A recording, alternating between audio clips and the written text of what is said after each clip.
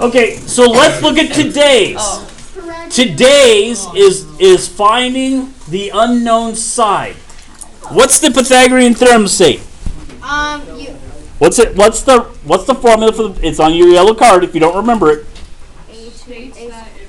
A squared plus b squared equals c squared. So now let's look at this first triangle. Now, by tradition, A is the leg with the shortest side.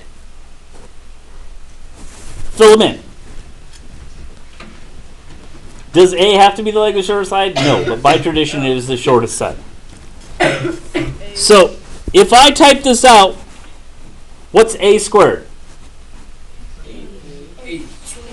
8 squared, which is, we'll just put it down here, 8 squared plus, what's B? 15 squared equals C squared.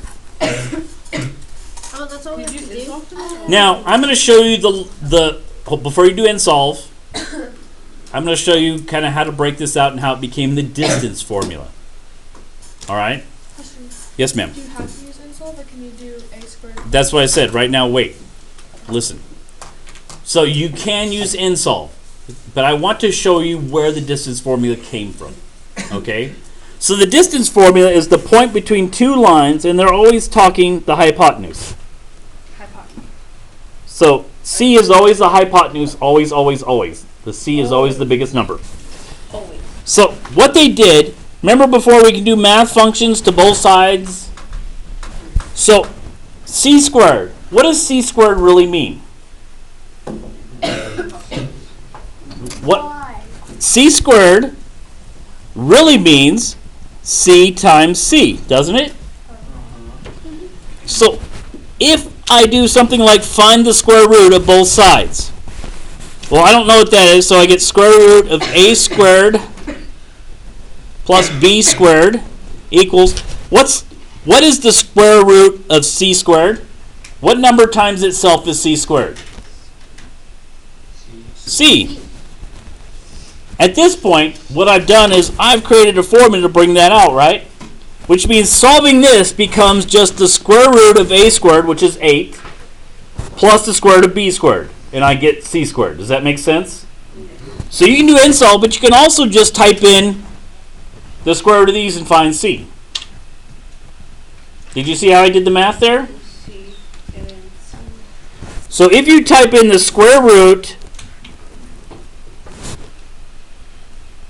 of 8 squared plus 15 squared equals C, and then you get the answer.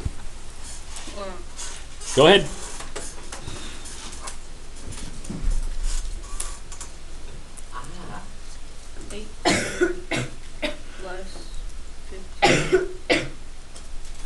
That's it? Mm-hmm. You have to put equal C? Nope. Don't you do it? Okay. Did you do the square root of it? Yep. 120. You did not do something right. Ooh. 17. So make sure, John, make sure you type in square root of 8 squared plus 15 squared. Hmm? Do we put the square over 17 or No, it's just right now because we square rooted this side, the square root of C squared is C, right? Does that make sense? Yeah. So we're going to follow this problem through too. A, remember we're going to label our sides so that we know C is always the longest side, A is the shortest, and B gets to be the dude in the middle. The ripped off child. Chris is feeling it. Do you feel it, Chris? So now let's write our formula. We don't have an A, do we? So A squared plus, what's B? 24 squared equals, what's C? 26 squared. Now, you can always use end solve. But let's look at math. If I've got A squared plus B squared equals C squared, and I want to find A, I'd get it alone, right? How would I move B to the other side of the equal sign? Opposite. I'd add the opposite, right? I'd add a negative B squared to both sides. So then I'd get a squared equals c squared minus b squared. You agree? Yes. Now, how do I get the square off the a? What is the square root of a squared? A, because a times a is a squared, right? Does that make sense?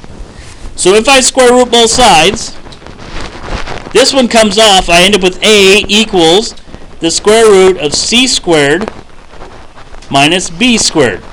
Now look over here. That's what I've got, right? Do you agree?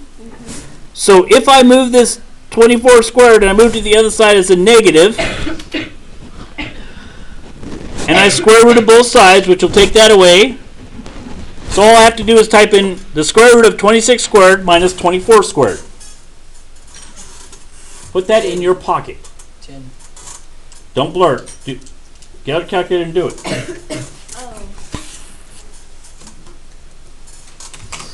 Now, do you have to do all the math behind this? Can you do insolve? Yes. But I want you to be able to see what they're doing with the numbers. You're not going to get it right away. Some of you, it's already clicked. There's a couple of you, it'll take a few days for it to pop in. Some of you won't pop till 10th grade when you take geometry. Geometry?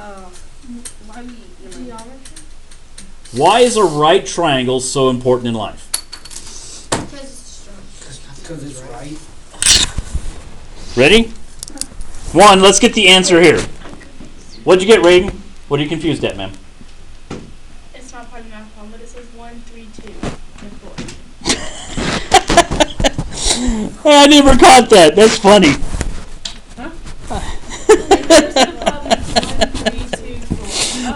I know I moved them around because I wanted to do one before the so that's funny.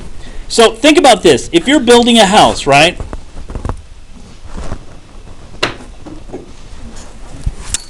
What happens if one of these walls is slanted out? What's eventually going to happen? It's going to collapse. Without some serious support, it's going to fall over. What happens if the roof doesn't come to a perfect crown? So this is those right triangles in use. They're in use around a house because if you don't have them, the house will collapse at some point in its future. Right? The Leaning Tower of Pisa will collapse at some point in its future. That would be fun. They spend an enormous amount of money to keep it from collapsing because it's a great tourist draw. If you don't, anybody not know what the Leaning Tower of Pisa is? Nope. What's up, sir? Oh, I forgot what I was going to say. In Germany, there was a building that was built like Yeah, there are, but it takes an enormous amount of effort to keep it from falling over. Whereas a right angle stands strong. So let's look at this bottom one here. I've got an A, I've got a B, and a C. Well, we know from writing up here, we know how to write this, right? So A equals the square root of C squared, right? 15 squared minus 12 squared. And that's a whole lot easier than doing A squared plus B squared. But if you can't remember anything else, A squared plus B squared equals C squared, fill in the numbers and solve it. Insole. I just happen to like to go a little faster. Insole. So solve that one. It Don't blurt it. wasn't done. There was other people thinking about it. Oh. Reed over there, he was contemplating the blurt. What? You were contemplating blurting. What do you mean? You got the answer already? Yes. All right, Reed, tell us what the answer is. 9. It's 9. Now, let's look at a way to double check your answers. In a triangle, what's the longest side? Always. The hypotenuse.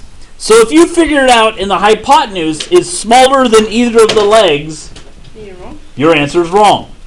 If you figure out for the legs and either of those legs is longer than the hypotenuse, you're wrong. Okay. Is that a really silly, easy way to tell? So let's look at the last one here. It's a word problem. It says 2 cars start at the same point. Vroom, vroom. Here's their point. Everyone got a point? It says one car drives 8 miles south. That's 8, right? Yeah. The other car drives 15 miles east. 15. How far apart are the two cars? That's this, right? How would I figure that out? Look at this. They went south and east, right? They made a right triangle. This is C, isn't it? And then that is 33. Which is A? 8. 8, because it's the shortest, and then B, right? So all I have to do is go, since I know that C equals the square root, I transferred that square root right off C, of 8 squared plus 15 squared.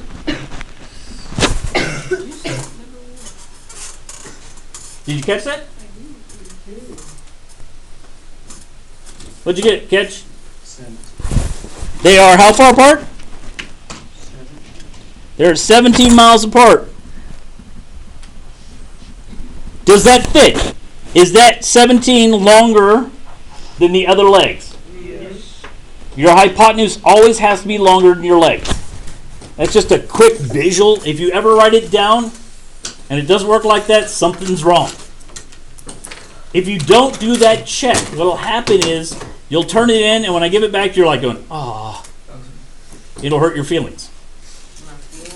Any questions on determining the unknown side of a right triangle using the Pythagorean Theorem? Nope. Now I want you to think about all those old guys sitting around in their togas discussing triangles. I think they're all gay. Excuse me? That was an inappropriate comment. Just- Okay. They actually sat around and thought about those things. And that's why Greek architecture stands. All those columns in Athens, all those temples, that's why they all stand, because they're made with perfect angles. Does that make sense? Whereas a lot of other structures from that age have fallen. All right.